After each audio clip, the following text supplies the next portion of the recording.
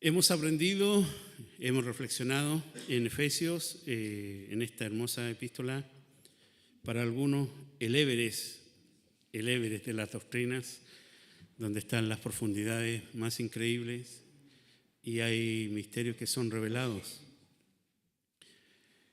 Y lo importante es que nosotros debemos ir sumando al conocimiento también cómo Pablo nos viene mostrando lo que Dios ha hecho en la historia, lo que hizo en el pasado, lo que hace en el presente y lo que hará en el futuro. Y todo es conforme a su propósito. No hay nada que ocurra, hermano, que se haga sin el previo conocimiento de Dios. Hay un propósito de Dios en todo lo que hace. Y todo esto apunta a la redención. Yo he escuchado a muchas personas que se lamentan y dicen: ¿qué culpa tengo yo de haber nacido? ¿Por qué me voy a ir al infierno si no tengo ninguna responsabilidad? Soy una persona buena, no he matado a nadie, no he adulterado. ¿Por qué me voy a ir al infierno? No robo, amo a mi esposa, educo bien a mis hijos. Yo no tengo nada que ver con Dios. ¿Por qué me va a mandar al infierno? ¿Qué le dirías? ¿Estás equivocado o no está equivocado? Son esas respuestas las que debemos tener nosotros, claras. Y así como ninguno de ustedes tuvo que ver con Adán y Eva en un principio, ninguno de ustedes comió del huerto, del fruto, ninguno de ustedes ofendió a Dios directamente en el principio, sino que fue Adán y Eva. Pero sin embargo, de ahí en adelante, todos nosotros, la humanidad misma, toda nación, toda tribu, toda lengua, fue condenado. Y para muchos eso es injusto. Y si tú lo ves racionalmente, sí, como que hay un grado de injusticia, ¿cierto? ¿Qué culpa tiene un niño? ¿Qué culpa tiene una joven, una señorita que ha sido bien criado, que ha sido bien formado? ¿Qué culpa tienen ellos? ¿Por qué Dios los va a mandar al infierno? Y en esto, hermano, está el eterno propósito de Dios, porque Él nos conoce. Y por eso es que Dios establece la iglesia. No esto físico, sino la iglesia de Cristo, la espiritual, de la cual tú y yo somos parte. Ahora, así como ninguno de ustedes comió del fruto del árbol prohibido, yo le pregunto: ¿cuántos de ustedes murieron en la cruz por sus pecados? ¿Cuántos de ustedes recibieron latigazos, golpes por los pecados?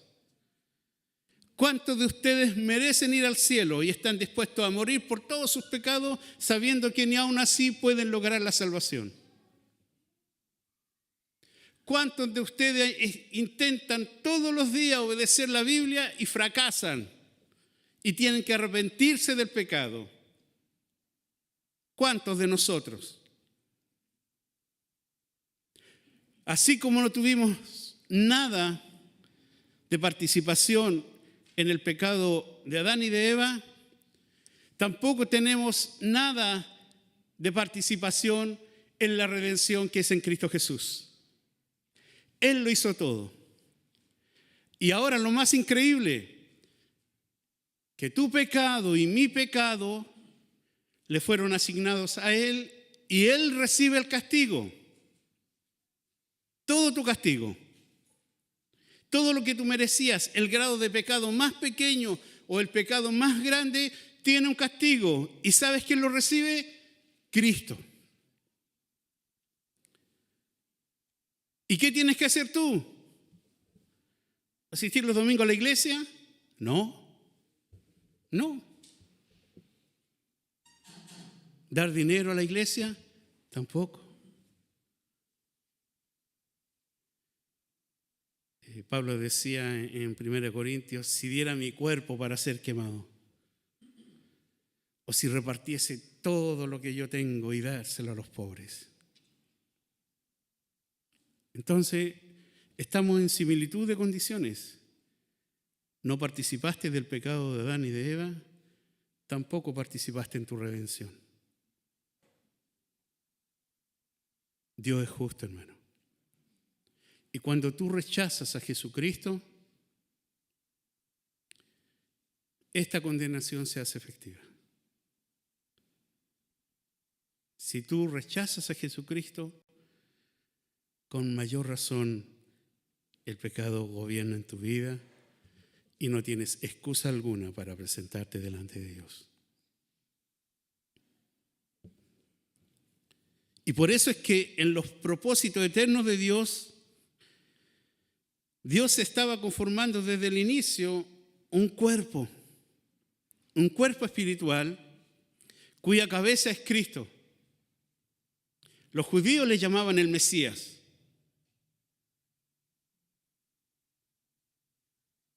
Y Dios le dice a la serpiente que de la descendencia de la mujer iba a nacer alguien que le iba a herir en la cabeza y que ella le iba a herir en el calcañar. ¿Saben quién creyó aquella promesa? Aquella palabra entregada por Dios en el huerto. ¿Saben quién sí creyó a eso? Fue Satanás.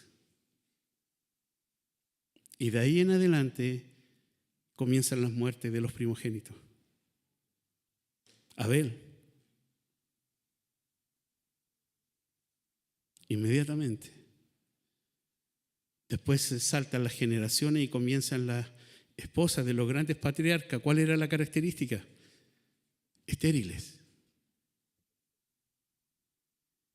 Así como Dios tiene un plan y un propósito, Satanás también tiene un plan y un propósito, y es que ojalá ninguno se acerque a Jesucristo. Él ya fue condenado, lo aprendimos hace 2 domingos atrás. Para esto apareció Cristo, para deshacer las obras del diablo. Por eso era necesario que viniera el Espíritu Santo, para que nos convenciera de juicio, porque el príncipe de este mundo ya fue juzgado. Entonces Pablo nos muestra en la carta de Efesios que la iglesia no es solo un grupo social, no somos una entidad con personalidad jurídica, aunque la tenemos, no somos una fundación, aunque lo somos, pero nuestros principios son totalmente distintos. Reconocemos que somos personas arrepentidas, todos los días nos arrepentimos de nuestros pecados. Reconocemos también que hay habilidades y visiones en nosotros de cómo debiéramos hacer las cosas. Algunas más acertadas que otras y que nos equivocamos a veces. Pero somos parte de este cuerpo. Reconocemos también que hay personas inteligentes dentro de esta organización. Pero para transformar al ser humano desde el corazón, ninguna de nuestras habilidades nos faculta para obtener un resultado positivo. Nada nos faculta, hermano. Y la declaración de Pablo es precisa y concisa. Si no estás en Cristo, no tienes nada. Fuera de Cristo, nada. Pero en Cristo, ¿lo tienes? Dígalo fuerte. Todo. Todo, absolutamente todo. Coherederos con Cristo. Sentados en los lugares celestiales. El Espíritu Santo, el sello en tu vida, esa garantía, esa arra que te indica de la esperanza que viene y que te convence de pecado. Los hijos de Dios, la iglesia de Cristo, ha recibido todas las bendiciones espirituales solamente en Cristo. Y eso lo vimos en Efesios 1. Hemos sido rescatados de la ira de Dios por medio de Cristo. Toda la ira de Dios cayó en Cristo Jesús. Porque era el decreto de Dios que toda alma que peque debe morir. Y nosotros morimos en Cristo, pues, hermano.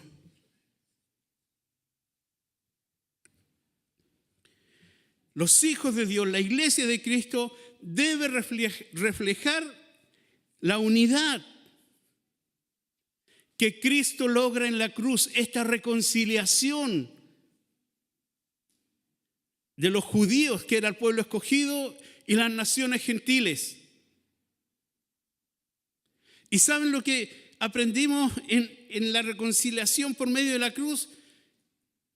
Que Dios formó un cuerpo de los dos pueblos, tanto judíos como gentiles. Formó un cuerpo. Y ese cuerpo se llama iglesia.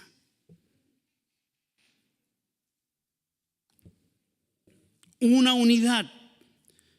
Y si nosotros como iglesia no estamos reflejando esa unidad, debemos tener cuidado. Además, aprendimos que el Espíritu Santo reside en los hijos de Dios. Y eso, hermano, pareciera algo tan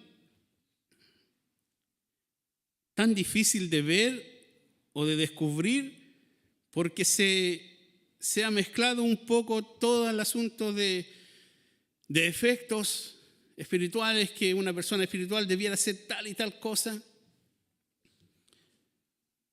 Pero el Espíritu Santo lo único que quiere provocar en tu vida es conformarte a la imagen de Cristo. Y cada vez que tu vida es conformada a la imagen de Cristo, el poder de Dios está actuando en ti y tú puedes actuar en el poder de Dios y afectar a otras personas. Solamente con el poder de su palabra. Nada más. Todo creyente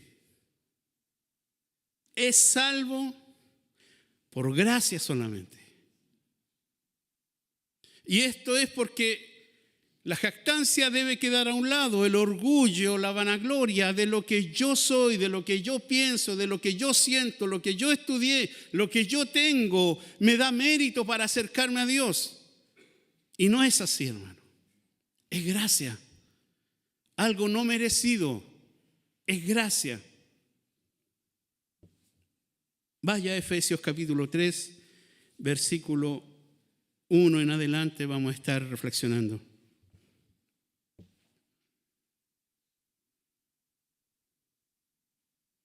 Conversaba con un hermano sobre Efesios. Nosotros hemos visto, yo diría, hemos navegado en la orillita, así, solamente podríamos decir en las vocales. Pero Efesios, hermano, tiene una profundidad de lenguaje que tú debieras andar con una sonrisa, que tú puedes pararte en la plaza y hablar de Cristo, levantar tus manos, dar gloria a Dios, andar sonriendo por la calle, confiado, feliz, qué ladrones, qué Satanás, Pero cuando ignoramos la palabra de Dios, muchas veces nuestra carne predomina y apagamos el Espíritu Santo, entristecimos el Espíritu Santo, no avivamos el fuego del don de Dios que está en nosotros. Y los resultados están a la vista. Versículo 1, por esta causa yo, Pablo. Ya, hermanos, con este versículo, con esta frase, podríamos hacer una predicación.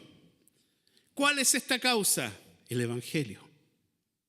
Todo lo anterior, todas estas bendiciones maravillosas que se mencionan en el capítulo 1 y capítulo 2, todo esto, Pablo dice, por esta causa, yo, Pablo.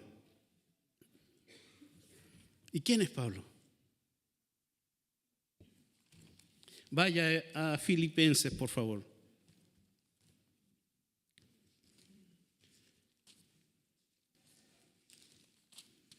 Lo puede ver en su aplicación, en la Biblia, buscarlo en su mente.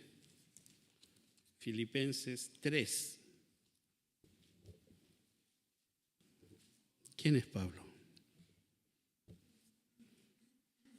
Y vamos a ver algo interesante. ¿Quién es Pablo? Filipenses 3:3 dice, porque nosotros somos la circuncisión, pueblo judío, los que en espíritu servimos a Dios y nos gloriamos en Cristo Jesús, no teniendo confianza en la carne. Ya hace una diferencia inmediatamente. Versículo 4. Aquí cambia un poco Pablo y dice, aunque yo tengo también de qué confiar en la carne. Veamos cuáles son esas confianzas. Si alguno piensa que tiene de qué confiar en la carne, yo más. ¡Wow! Veámoslo. Veamos qué tanto. Versículo 5. Circuncidado al octavo día. Wow. ¿Por qué al octavo día?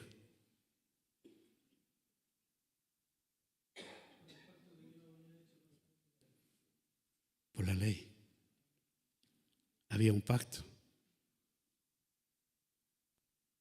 ¿Qué demuestra esto de Pablo? No, nada, porque fueron sus padres. Fueron sus padres que llevaron a su hijo al octavo día para que lo circuncidaran. ¿Qué aprendemos de Pablo aquí? Que sus padres cumplían la ley. Primera característica, hermano. Un hombre que fue criado y conformado de acuerdo a la ley de Dios. Del linaje de Israel. Israelita. No era mezcla, no, israelita. De la tribu de Benjamín. ¿Qué significa de la tribu de Benjamín? Y ahí tenemos que ir a la historia y saber quién fue la tribu de Benjamín. ¿Saben qué fue la tribu de Benjamín? Cuando se origina la división de Israel, hubieron 10 tribus que se fueron y solamente quedaron 2 tribus en el lugar que Dios le había señalado. ¿Sabe qué tribus fueron? Judá y Benjamín. De ese linaje era Pablo. De esa tribu era Pablo. Por eso que Pablo está colocando en orden. ¿Se quieren comparar conmigo? Vayamos a mi nacimiento. Yo vengo cumpliendo la ley desde mi nacimiento. Hebreo de hebreos. No hebreos de cualquier cosa. Hebreos de hebreo, hermano. Y él era judío. ¿Por qué? Porque su educación, lo que había recibido él, eran doctorados, eran magíster. Él era un hombre enteramente preparado.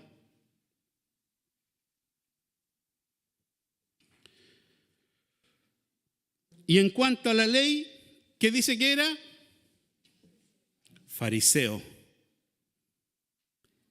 una de las sectas más respetadas en Israel, los fariseos.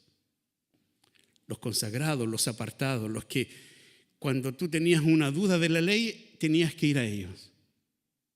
Inmediatamente, ellos te podían dar orientación en base a la ley.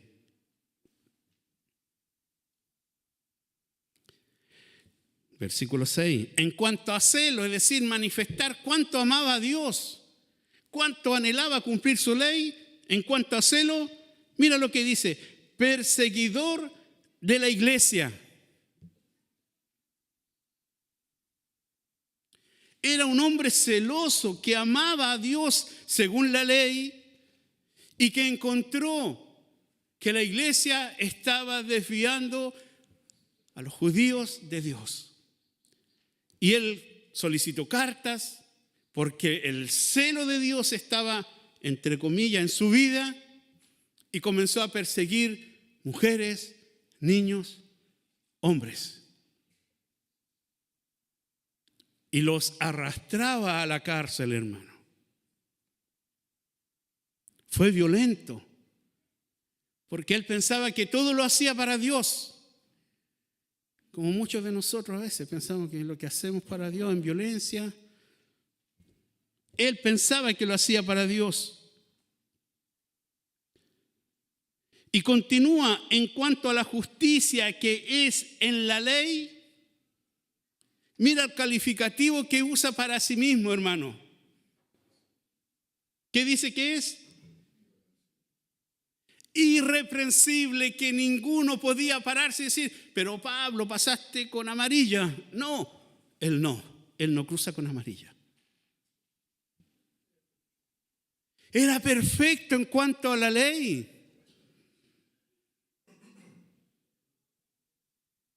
Perfecto, irreprensible. Mira lo que sucede cuando conoce a Cristo, versículo 7. Pero cuántas cosas eran para mi ganancia, las he estimado como pérdida por amor de Cristo.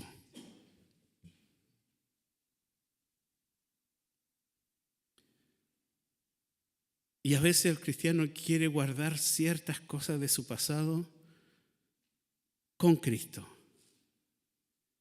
Creo en el Señor Jesús, pero mantengo ahí mi santito, mantengo ahí mi amuleto y repito ciertas frases y repito ciertos salmos.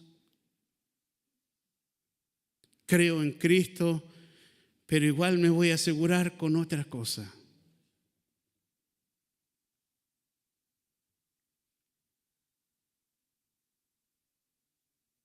¿Cuántas ganancias has tenido que rechazar por Cristo? Es la primera pregunta que nos debemos hacer. ¿Cuánta ganancia he tenido que rechazar por Cristo para los grupos pequeños? ¿Cuánto he perdido por amor de Cristo?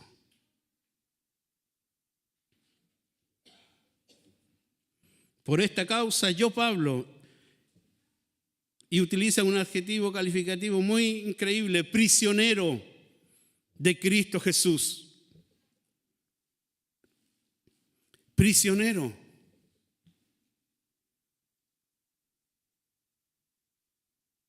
Pero no estaba en la cárcel porque apeló a César. Debiera haber dicho prisionero de Roma por la causa de Cristo. Sin embargo, él dice prisionero, un cautivo de guerra de Cristo Jesús.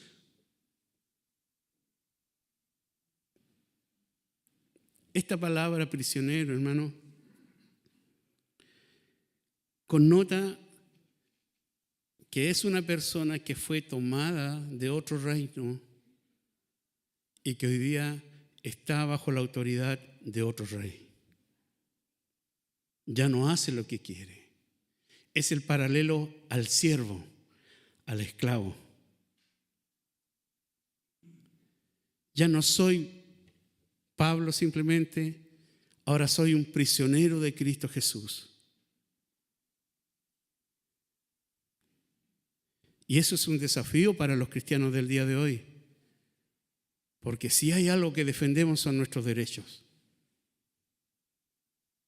Nuestros derechos frente a todo.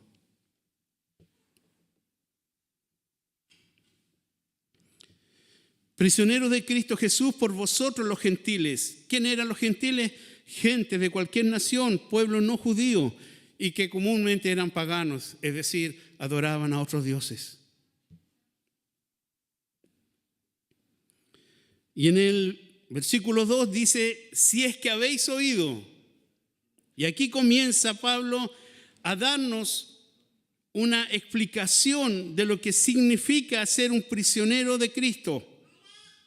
Si es que habéis oído, entendido de la administración, de su mayordomía, de su manera de administrarse, de la gracia de Dios que me fue dada para con vosotros. Nuevamente Pablo nos indica que todo es de gracia. Dios nos da su gracia para que podamos llevar el evangelio a otros. Versículo 3, que por revelación me fue declarado el misterio como antes lo he escrito brevemente, leyendo lo cual podéis entender cuál sea mi conocimiento en el misterio de Cristo. Y aquí comenzamos, hermano, con la primera pregunta. ¿Cómo estoy administrando lo que Dios me ha entregado? ¿Cómo estás administrando lo que Dios te ha entregado? Lo hago bien. Soy un excelente trabajador. Lo hago bien. Fui elegido el mejor trabajador del año.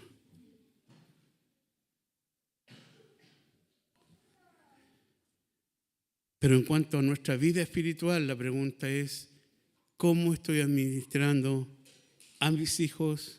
¿Cómo estoy administrando a mi esposa? ¿Cómo estoy administrando todas las bendiciones que tengo en Cristo Jesús?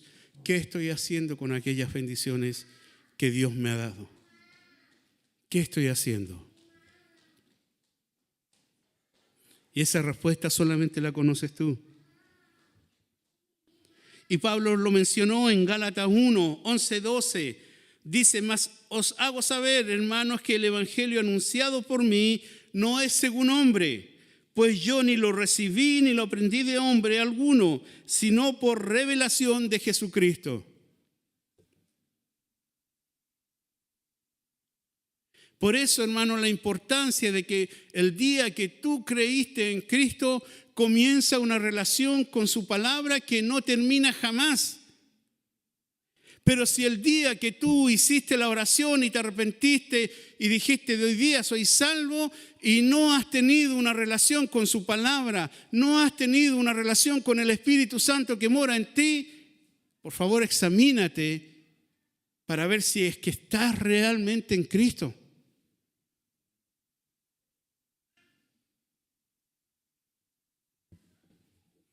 El evangelio no es una enseñanza de hombres que yo le puedo dar a mi hijo y decir, mira, Jesús nació en un pesebre, y le cuento la historia muy linda y le digo, ahí tú tienes que ver cómo el Señor te ama. ¿Quieres hacer la oración? Hermano, el evangelio es algo de vida y muerte. Y que muchas veces regalamos a la persona y decimos, ya tú eres hijo de Dios. Y resulta que nunca ha entendido el evangelio. A cualquier persona que haga la oración, pregúntale, háblame del evangelio que recibiste.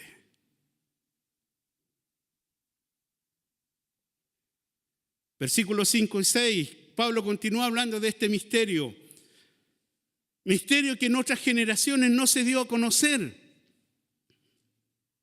Por ejemplo, en Isaías 49, 6 dice, poco es para mí que tú seas mi siervo para levantar las tribus de Jacob y para que restaures el remanente de Israel, También te di por luz de las naciones para que seas mi salvación hasta lo postrero de la tierra. Ya en el Antiguo Testamento Dios estaba revelando su eterno propósito. No era solamente para Israel. ¿En qué falló Israel, hermano? En quedarse con su luz, encerrarse en su templo y adorar a Dios tan privadamente y tan exclusivamente que comenzaron a rechazar a todas las naciones. ¿Cuál es el pecado de la iglesia actualmente, hermano?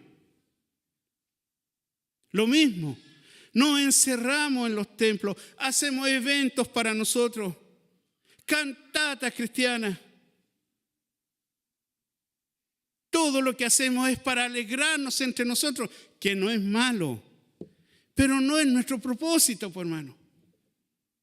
Es ser luz al vecino, a la familia, a ese amigo que tú tanto quieres, pero que nunca le has hablado del Señor. Misterio que en otras generaciones no se dio a conocer a los hijos de los hombres, como ahora es revelado a sus santos apóstoles y profetas por el Espíritu. En Hechos 10, 34, 35 hay una historia muy hermosa sobre Cornelio, donde Pedro hace una declaración y Lucas lo relata de esta forma. Entonces Pedro, abriendo la boca, dijo: en verdad comprendo que Dios no hace acepción de personas, sino que en toda nación se agrada del que le teme y hace justicia. ¿Entendió Pedro? Según la carta, el texto, sí. ¿Qué pasó en Gálatas? ¿Se recuerda lo que sucedió en Gálatas con este Pedro que había declarado esto? Quiso judaizar a los gentiles. Hermano, el Evangelio siempre ha actuado de esa manera. La revelación de Dios siempre ha sido de esa manera. Dios te revela su voluntad a través de su palabra y el Espíritu Santo te permite entender. ¿Sabes por qué nuestra vida espiritual es tan paupérrima, tan pobre? Porque nos cansa leer la Biblia, escuchar predicadores 1, 2 horas, ya es suficiente, tengo para toda la semana. Pero para nuestra carne, hermano, podemos hacer vigilia, maratones, horas y horas y horas de ocio para nosotros. Y lo pasamos bien y nos sentimos bien y le decimos gracias, Señor, por tantas bendiciones. Y el Espíritu Santo muriendo dentro de nosotros, hermano. Siempre ha sido por intermedio del Espíritu Santo que la palabra de Dios puede ser entendida. Jamás tu vida, jamás, por favor, jamás tu vida va a ser conformada a la imagen de Cristo si no está arraigada en su palabra. Porque el único elemento, la única espada cortante que llega hasta los tuétanos de tus huesos y que puede partir el alma es su palabra. Si te aburre su palabra, no creo que tengas tiempo para la eternidad. Porque ahí lo único que va a haber va a ser palabra de Dios, palabra de Dios, palabra de Dios. ¿Te aburre la alabanza para el Señor? Olvídate, en el cielo hay música que adoran y alaban y las multitudes declaran: santo, santo, santo, santo, santo, santo. 24/7, hermano. Pero para nosotros es suficiente un domingo en la mañana. Antiguamente era la ilustración del camello, el hermano camello, que venía una vez al mes, escuchaba la predicación y después no aparecía hasta el próximo mes. Hermanos, nosotros debemos entender por qué la importancia del Evangelio. Porque el mensaje es,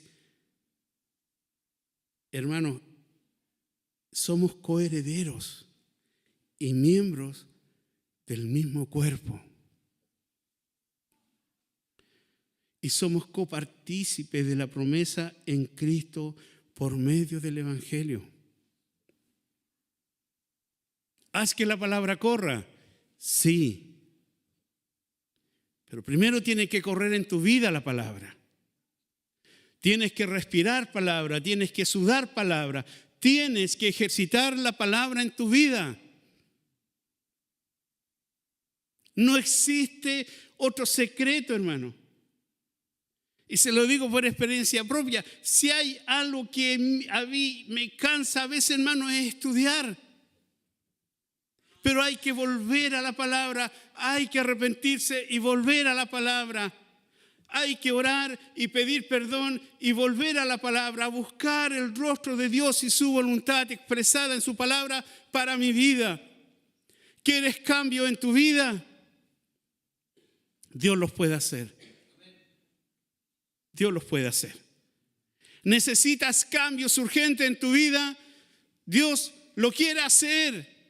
Pero si menosprecias su palabra, si entristeces el Espíritu Santo, te convertirás en un niño fluctuante que puede estar 10, 15, 20, 50 años dentro de una congregación y jamás haber conocido a Jesús.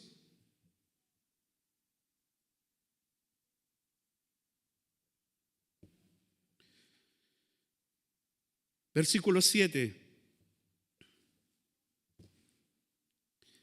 Pablo dice, de este evangelio del cual yo fui hecho ministro. Esta palabra hoy día se ha utilizado como un rango de autoridad y privilegios. Soy el ministro del Señor. Soy el anciano.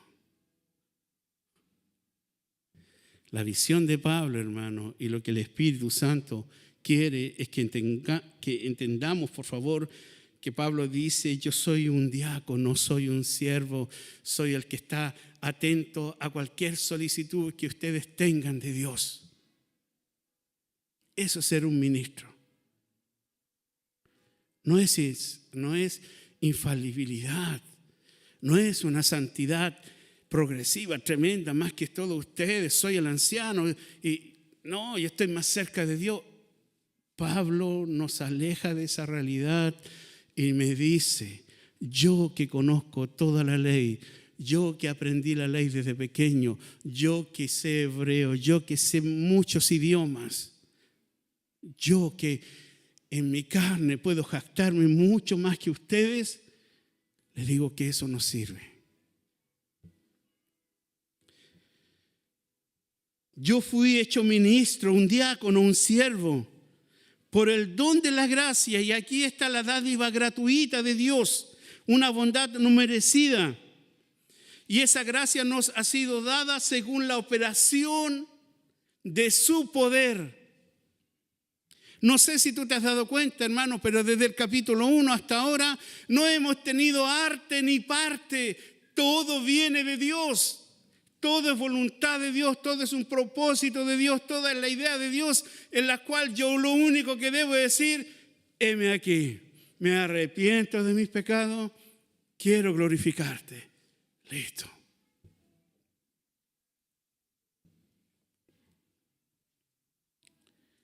Según la operación, la actividad de su poder, fuerza, eficaz. Y a veces los cristianos pareciera que esto no es real, hermano. Cuando mencionamos el Espíritu Santo, muchas personas dicen, el poder del Espíritu Santo. Debiera estar saltando 1 metro, 2 metros para creerte que tiene el poder del Espíritu Santo. No. Si tú tienes el Espíritu Santo en tu vida, vas a mostrar a Cristo en tu accionar. No hay otra función del Espíritu Santo. Hermano, la sanidad y los milagros le pertenecen a Dios. Ni siquiera la administramos nosotros. Los dones de sanidad, los dones de milagro, son administrados por el Espíritu Santo. Y si hoy día, dentro de los mundos de congregaciones cristianas, hay toda esta pérdida y justificación, no, que cesó, no cesó, que sirve, no sirve, que ahora sí, que ahora no. Hermanos, si nuestra vida, y se lo digo con responsabilidad, si nuestra vida fuera a los pies de Cristo, el mundo notaría la diferencia. Y tu familia notaría la diferencia. Y tus hijos y tu esposo notaría la diferencia. Pero ¿saben lo que hacemos? Administramos nuestro tiempo para Dios. Es que no, más de media hora no puede orar. Conozco casos de algunos hermanos que dicen, o hermanas que me han contado, he querido orar un ratito y se me ha ido toda la mañana orando. Igual almorzaron, igual cenaron, pero siempre está la excusa. Y Jesús le dice a Marta, Marta, Marta, por favor, te afanas y te turbas, porque mi reino no consiste en comida ni en bebida.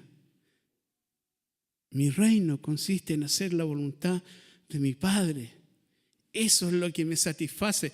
Hermanos, nosotros los cristianos del siglo XX, tan tecnológico, tan maravilloso para algunos, nos hemos deslizado tan tristemente. Hermano, hasta los sermones están escritos. Los sermones están escritos. ¿Para qué estudiar si están los sermones? Ya no tiene la Reina Valera. Tiene traducción lenguaje actual, Biblia Jerusalén, nueva versión internacional, 1, 2 y 3, la Biblia textual 1, 2, 3 y 4. Y podemos mencionar otras Biblias.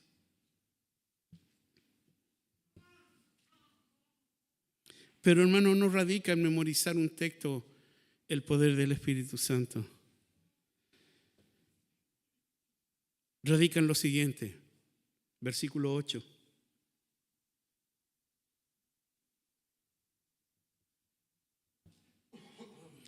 A mí, que soy menos que el más pequeño, y aquí está hablando a su tamaño, en cantidad y en dignidad, yo soy el más pequeño de todos los santos. Me fue dada esta gracia de anunciar entre los gentiles el evangelio de las inescrutables, entre paréntesis, ininvestigables riquezas de Cristo. Cuando el Espíritu Santo comience a obrar en tu vida, el sermón del monte comienza a ser real. Pobreza en espíritu, mansedumbre. ¿Qué más?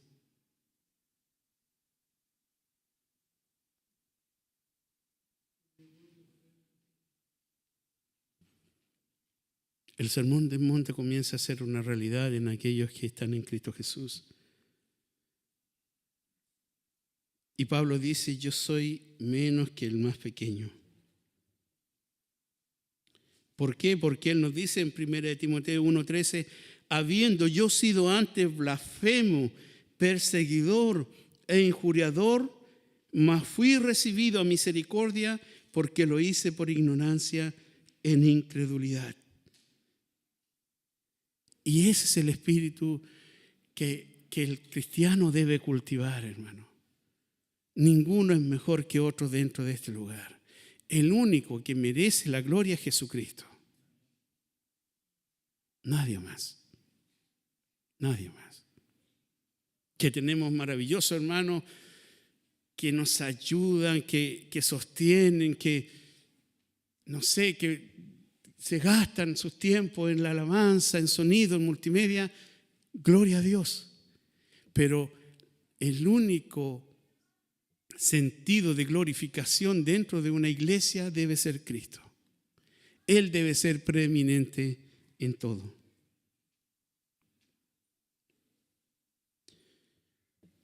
Y en base a esto surge la otra pregunta. ¿Qué tan importante es para ti anunciar el Evangelio? ¿Qué tan importante para ti es anunciar el Evangelio?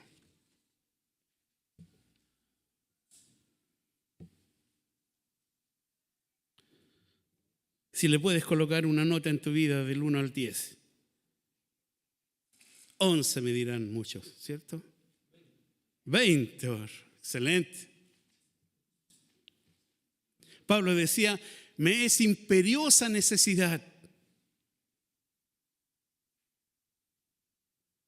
Conversábamos con una hija de Dios, hablando de todos estos temas, de cómo el Evangelio hoy día se comercializa, con música, con predicaciones, con libros, cómo hay programas radiales que apuntan solamente a la venta de un libro.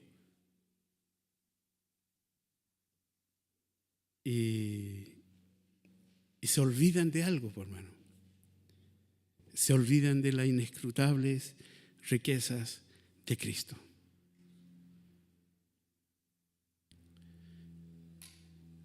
Pablo dice en Romanos 11, 33, 36, oh profundidad de las riquezas, de la sabiduría y de la ciencia de Dios. Cuán insondables son sus juicios e inescrutables sus caminos. No hay huellas, no hay donde determinar el inicio de Dios. Porque ¿quién entendió la mente del Señor? ¿O quién fue su consejero? ¿O quién le dio a él primero para que le fuese recompensado? Porque de él, por él y para él son todas las cosas. A él sea la gloria por los siglos.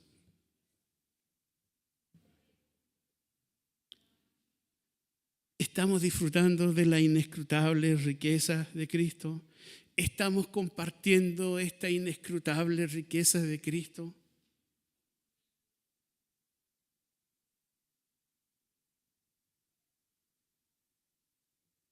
Hermanos, de verdad debemos cuestionar nuestra fe. De verdad debemos cuestionar nuestra manera de vivir frente a la palabra de Dios. ¿Saben por qué? Porque un día tendremos que dar cuenta no en base a lo que yo pienso, sino en base a lo que la palabra de Dios enseña. Si yo no estoy compartiendo el Evangelio, si yo no estoy disfrutando de las riquezas de Cristo, si yo no estoy mostrando el amor, el afecto de Cristo al prójimo, debo despertar de esta fe torpe, necia, y arrepentirme y buscar el primer amor y único amor, que es Cristo. Versículos 9 y 10. Es increíble cómo Pablo, entre paréntesis, nosotros estamos viendo el paréntesis de Pablo, entre paréntesis. El paréntesis que comenzó en el 2 y termina en el 13.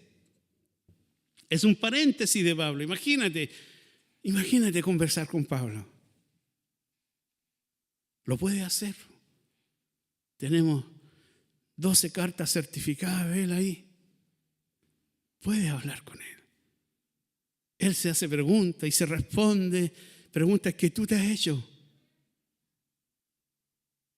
Pero a veces no tenemos tiempo. Versículo 9-10. El Evangelio no es solamente compartir, dice, y de aclarar. Eso implica iluminar, prender la luz, abrir los ojos a todos, cuál sea la dispensación del misterio escondido desde los siglos en Dios, que creó todas las cosas. Y este misterio, ya lo he dicho, hermano, este misterio es la iglesia. Y es lo que provocó esta crisis y persecución del mundo judío hacia Pablo, hermano. ¿Por qué? Porque hasta ese momento los judíos se sentían y se sienten el pueblo escogido de Dios hasta el día de hoy. Y no han leído a Pablo, que dice que de los gentiles y de los judíos formó un solo cuerpo, y la cabeza de ese cuerpo es Cristo. Y que si cualquier persona, sea judío, gentil, cualquier persona quiere unirse a este cuerpo, debe creer en la cabeza, que es Cristo Jesús. Si no creen en Cristo Jesús, no hay salvación, hermano. Ni aquí, ni en 7 años más, ni en 1000 años más. Si no creen en Jesucristo, no hay salvación.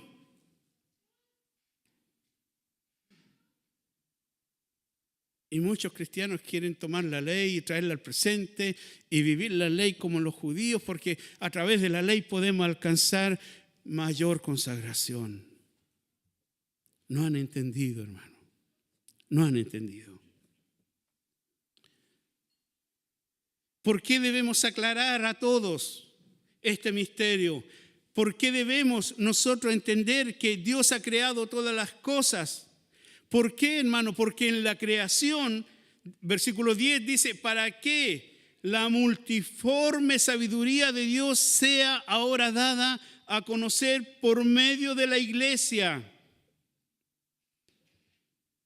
Hermano, esta multiforme sabiduría la apreciábamos en la mañana. Como a las 7:30 de la mañana tú mirabas hacia María Pinto y veías los cerros con un sol maravilloso, unas nubes que parecían barcos navegando ahí, y sombras y matices. Esta es la multiforme sabiduría de Dios. Es lo que está hablando. Dios tiene un conocimiento y sabiduría tan amplio que se manifiesta en lo que creó. Y el ejemplo eres tú, pues, hermano. Tú eres creación de Dios. Y eres una máquina que funciona perfectamente y que tiene fecha de vencimiento, aunque no nos guste.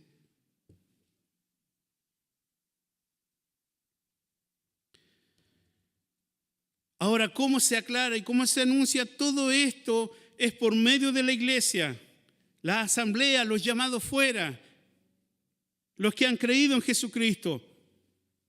¿Para qué? Para que dar a conocer por medio de la iglesia a los principados, gobernantes y potestades en los lugares celestiales. Hermano, la enorme responsabilidad que recae en los hijos de Dios es que nos están observando los ángeles, los gobernantes espirituales nos observan. Y dicen, ¿cómo hay salvación para estos pecadores? ¿Cómo Dios pasa por alto sus pecados y mantiene una comunión de vida con ellos? ¿Cómo? Solo una respuesta, hermano: su gracia. Por eso la responsabilidad nuestra es la santificación, hermano. Hemos visto cómo el pecado golpea cada ciertos años, cada cierto tiempo, grandes congregaciones, hombres de Dios que caen en pecado. Y muchos de nosotros, hermano, sin ser grandes hombres de Dios, caímos en el pecado diariamente, posiblemente. Porque hemos aprendido que el pecado, ¿dónde inicia? En tu mente. Y vas fecundándolo y lo vas procesando y vas analizando los pros y los contras. Y si no te arrepientes en este proceso, puedes llegar a dar a luz la muerte. Porque eso es el pecado, pues, hermano. Es muerte. Por eso Pablo decía, ¿hemos conocido a Cristo? Y la iglesia decía, sí. Ya, entonces, ¿hemos recibido su gracia? Sí. ¿Continuaremos pecando para que la gracia abunde? De ningún modo, decía Pablo, de ningún modo. Porque si tú has nacido y estás en Cristo, buscarás las cosas de arriba. ¿Dónde está Cristo? Y cada vez que veas en tu cuerpo esta lucha del pecado que hay en cada uno de nosotros, ¿qué debemos hacer? Ir a la cruz, ir a los pies de Cristo y acercarnos confiadamente. Todo esto, hermano, toda la iglesia, todo el evangelio, todo el obrar del Espíritu Santo es conforme al propósito eterno. Versículo 11, conforme al propósito eterno que hizo en Cristo Jesús, nuestro Señor.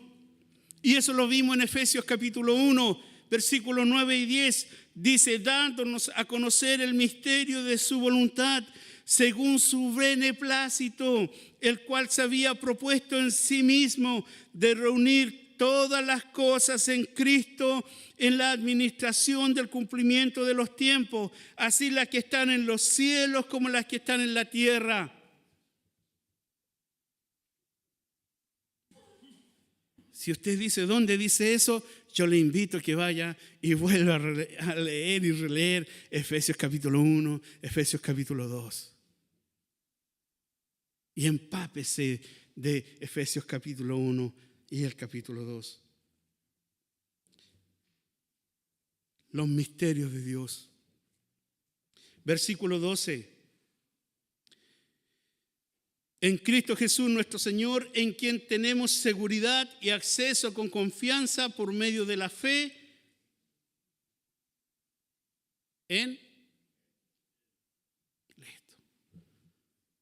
Solo Cristo. No somos solo Jesús, por si acaso, para la visita. No somos solo Jesús.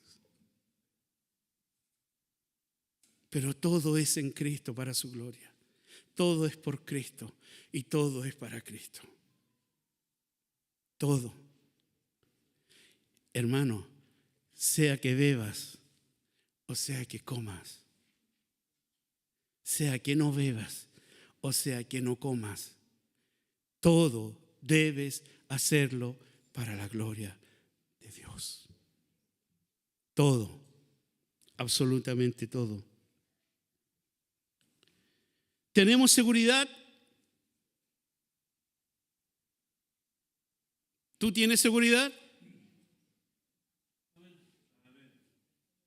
Los felicito. Tenemos 2 hermanos que tienen seguridad. Contrate Verisur, hermano. Tienen un sistema muy bueno.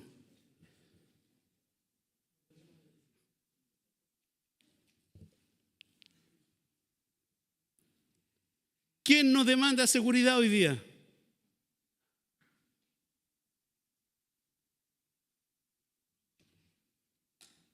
La pregunta es, ¿quién tiene acceso a esa seguridad? Para el mundo, el que puede pagar. Porque cualquier cosa me voy de este barrio Pichiruchi y me voy allá al barrio Alto. Allá hay mayor seguridad. Allá los robos son con garantía de devolución. Son con cuello y con corbata. Son más bonitos, son más elegantes para robar.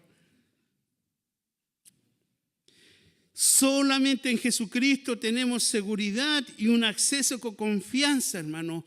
¿Para qué? Hebreos 4, por favor. Hebreos 4, 14 al 16. Dice, por tanto, teniendo un gran sumo sacerdote que traspasó los cielos, Jesús, el Hijo de Dios, retengamos nuestra profesión. Esta palabra me gusta, hermano. Ser hijo de Dios es una profesión, debemos retenerla, debemos perfeccionarla cada día.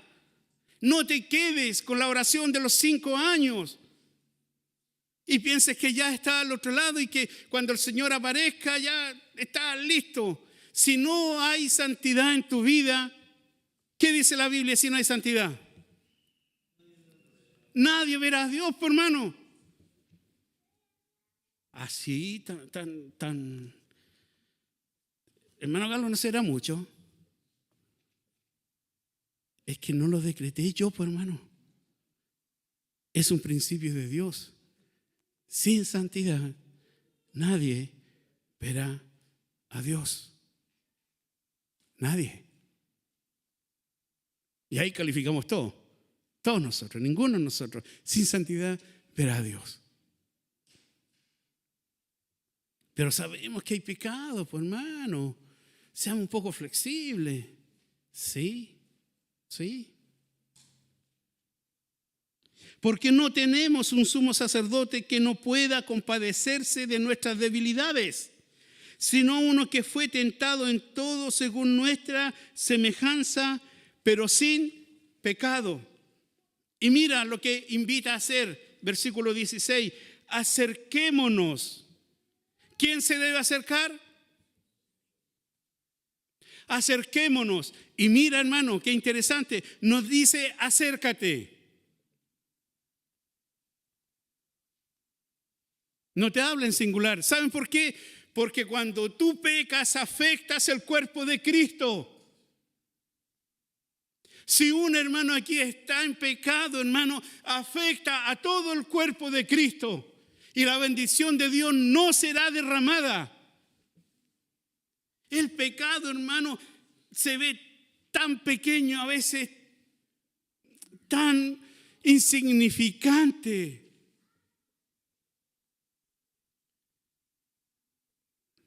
Pero Jesús murió por eso, pues, hermano. Jesús murió por eso. Por eso es que cuando vemos pecado en nosotros debemos acercarnos confiadamente al trono de la gracia para alcanzar misericordia y hallar gracia para el oportuno socorro. Señor, me estoy ahogando, no sé qué hacer. Mira esta tentación en mi vida. Mira este negocio que me proponen. Mira esta propuesta indecente que me han hecho. Puedo alcanzar oportuno socorro, pero debo acercarme.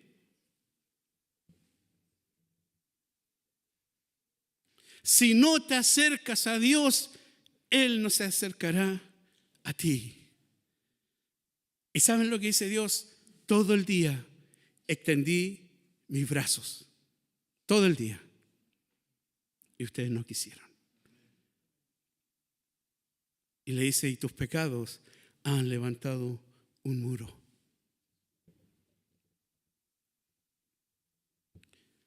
Versículo 13. Y Pablo concluye su paréntesis y dice, por lo cual pido que no desmayéis a causa de mis tribulaciones por vosotros, las cuales son vuestra gloria. Aquí pareciera una contradicción, tribulaciones con gloria. Aquí pareciera una contradicción, porque cuando uno está atribulado o alguien ve a alguien en tribulación, hay un sentimiento, ¿cierto? A veces de alegría, tristemente lo debo decir, cuando alguien está mal, algunos se alegran, ahora vas a entender. Pero no debe ser nuestra actitud, hermano. No debe ser nuestra actitud.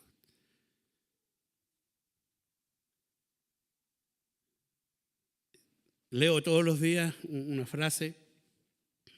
Debo agradecer a Dios por mi esposa que tiene una pizarra y escribe algunas frases para meditar. Y decía, solo el dolor ajeno no es doloroso. Solo el dolor ajeno no es doloroso.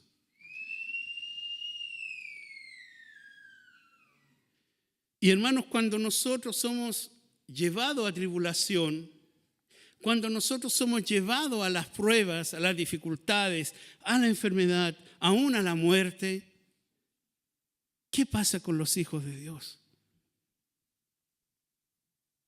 En 1 Pedro, le invito a que vaya al capítulo 4, versículo 12 al 16. Pablo le está diciendo a los efesios, no desmayen a causa de mis tribulaciones. Estoy en la cárcel, pero estoy en Cristo. Soy prisionero de Cristo, no de Roma. Y le dice, las cuales son vuestra gloria. 1 Pedro 4, 12 al 16 dice, amados, ¿qué dice? No os sorprendáis.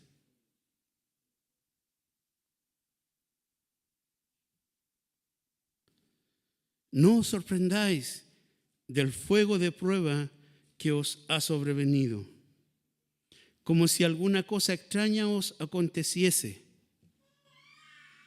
Si hay algo que se ha enseñado en las iglesias actualmente, es que el cristiano debe parar de sufrir. Para de sufrir. Hermano, hoy día han muerto muchos cristianos alrededor del mundo por llevar el evangelio. Y están siendo perseguidos. Y les han quitado sus hogares. Y han violado a sus hijas, hijos, esposas. En el siglo XX, XXI.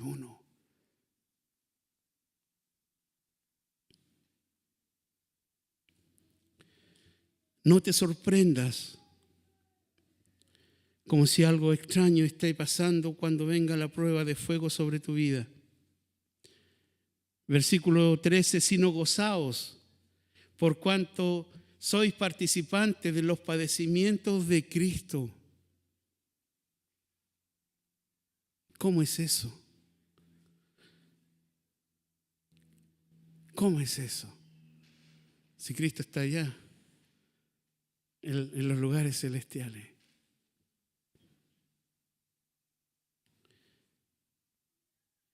Cuando tú vienes a Cristo, Dios comienza a formar a Cristo en tu vida.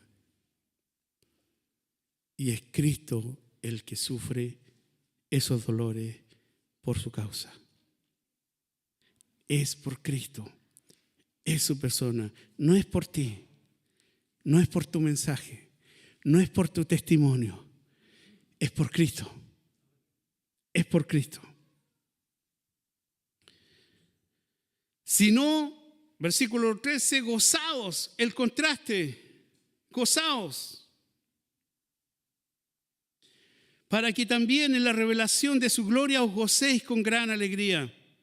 Versículo 14, si sois vituperados por el nombre de Cristo, sois bienaventurados. Así lo decía la bienaventuranza, ¿o no? Cuando eres perseguido por causa de mi nombre. ¿Cuántos están dispuestos a ser perseguidos? Se puso fanático el hermano.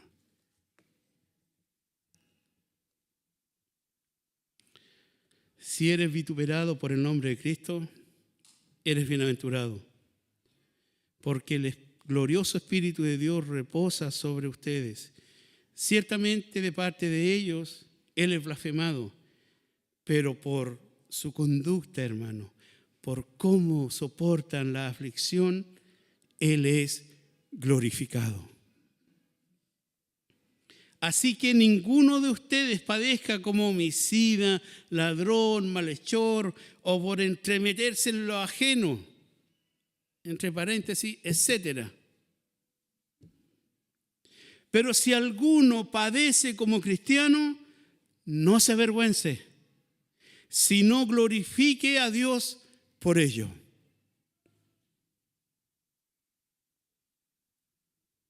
Cuando tú en el trabajo dices que eres cristiano, tienes dos posibilidades: presentar el evangelio verdadero o adaptar tu fe al estilo de vida de ellos. En el colegio lo mismo, en la universidad lo mismo. O te adaptas a ellos o vives como Cristo. Y hemos aprendido, hermano, hace 2 semanas que no hay un punto intermedio. O estamos en Cristo o estamos sirviendo al príncipe de este mundo. No hay un punto neutral. O somos o no lo somos. Como conclusión, hermano, la iglesia tiene su origen en los propósitos eternos de Dios. Y todo aquel que cree en Jesucristo y se arrepiente de sus pecados puede ser parte de esta familia maravillosa de Dios. Ahora, nuestra tarea, ¿cuál es? Llevar el evangelio. Exacto. Estas buenas noticias reconcilian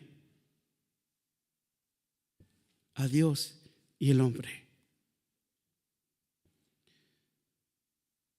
¿Cuál es el propósito, por tanto, de la iglesia? Debemos mostrar el maravilloso, la inescrutable riqueza de Jesucristo, el gran amor de Dios, porque nos ofrece una vida nueva que no merecemos, nos propone una vida eterna que ninguno califica, pero en Cristo Jesús la puedes alcanzar. Y concluyo con la última pregunta para los grupos pequeños. ¿Estoy dispuesto a sufrir por la causa de Cristo? Debemos tener eso en mente, hermano. No podemos dejarla de lado, el sufrimiento. Y se la vuelvo a hacer. ¿Estás dispuesto a sufrir por la causa de Cristo? Él lo hizo por ti. Él no espera menos de ti. Padre, en el nombre de Jesús, te agradecemos por tu palabra que es viva y eficaz y que hará lo que tiene que hacer, Señor, y que dará el fruto a su tiempo. Pedimos que tu Espíritu Santo nos guíe a la verdad, nos redarguya de pecado, de justicia, de juicio. Permítenos, Señor, entender tu palabra, entender el Evangelio y entender que realmente trae ganancia a nuestras vidas, no como la que el mundo califica como ganancia, sino lo que implica tener una relación real contigo, Señor. Somos más que vencedores en Cristo Jesús y damos a Él toda gloria y toda honra. Te agradecemos, Padre, en el nombre de Cristo Jesús. Amén.